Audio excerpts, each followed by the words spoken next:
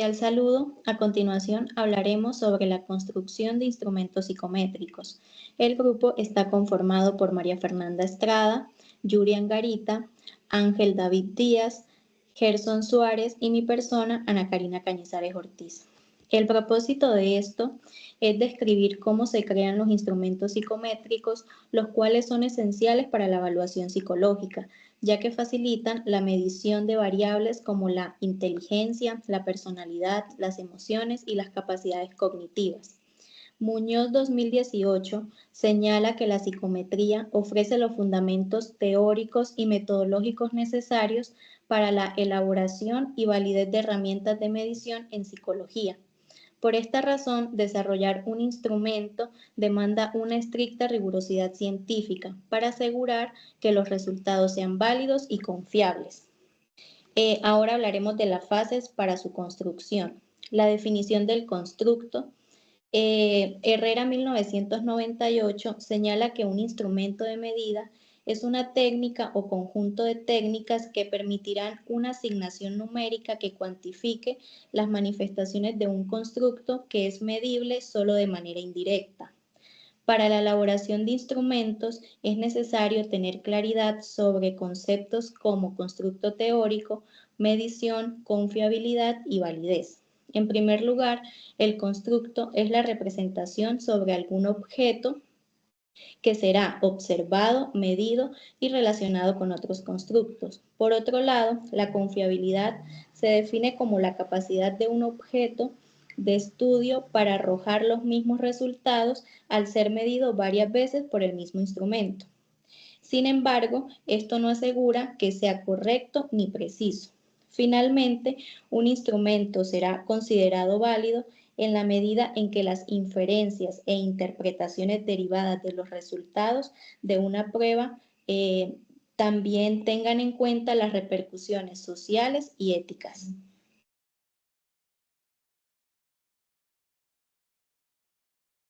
Listo, ahora les vamos a hablar sobre los objetivos, la teoría y el constructo. Al desarrollar un instrumento es fundamental tener claridad sobre los propósitos de la investigación y sobre las teorías generales y específicas que respaldan y determinan la elección teórica del estudio.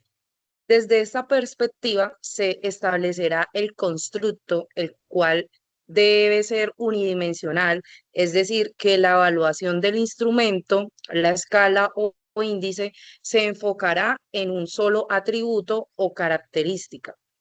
La validación de juicio de expertos es el siguiente ítem que vamos a tratar y es que el instrumento se someterá a un juicio de expertos.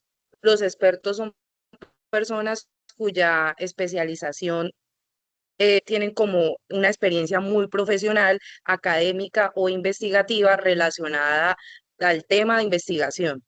Les permite valorar el contenido, la forma de cada uno de los ítems incluidos en la herramienta, según Muñoz 2018. La validez se refiere al grado en que la evidencia empírica y la teoría apoyan la interpretación de la puntuación de un test.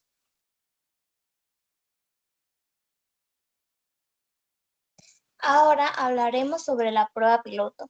Se realiza una revisión y ajuste de los ítems del instrumento después del juicio de expertos. Luego se aplica a una muestra con características similares a la población objetivo, seleccionada mediante muestreo aleatorio. Esta aplicación se hace en condiciones reales, como se utilizará posteriormente, lo que permite identificar posibles errores a mejorar. Finalmente, se procesan los datos obtenidos y se realiza un análisis estadístico descriptivo. En cuanto al análisis de confiabilidad y validez, se evalúan las propiedades psicométricas del instrumento. La confiabilidad hace referencia a la consistencia y estabilidad de los resultados, mientras que la validez asegura que el instrumento mida realmente lo que pretende medir. Estos aspectos son fundamentales para garantizar la calidad y utilidad del instrumento. Yo les voy a compartir un ejemplo en donde se realiza la aplicación de las diferentes fases psicométricas en una situación real, en un contexto social. Entonces, este primer ejemplo es la evaluación del estrés en adultos mayores. Entonces, vamos a imaginar una situación que desde el sector salud, en una jornada de salud, valga la redundancia, en una jornada de salud organizada en una IPS, se desea medir el nivel de estrés al que están expuestos los adultos mayores para así poder impulsar o implementar estrategias para el cuidado de la salud mental. Entonces, lo primero o la primera fase es la construcción del test. Vamos a tener en cuenta a la hora de diseñar las preguntas que se utilice un lenguaje que sea claro y cercano, en donde utilicemos situaciones de la vida cotidiana de la población objeto, en este caso los adultos mayores. Podrían ser preocupaciones de su salud, de la economía, de la soledad. Esto es importante que este instrumento sea pertinente al contexto en el que se está aplicando.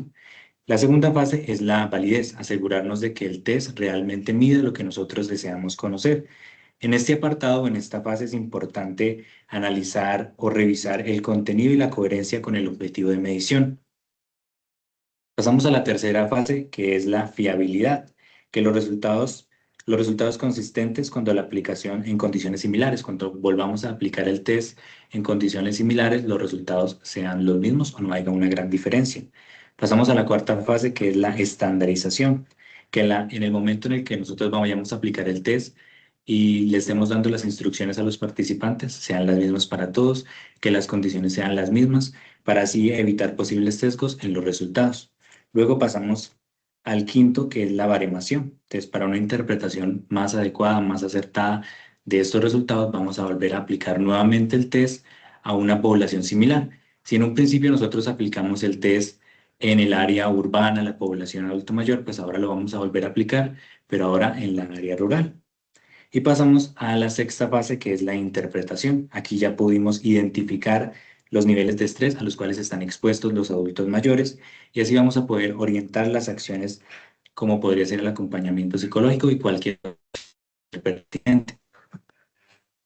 Bueno, en conclusión, el desarrollo de instrumentos psicométricos es una actividad organizada que necesita fundamentos teóricos, metodológicos y estadísticos.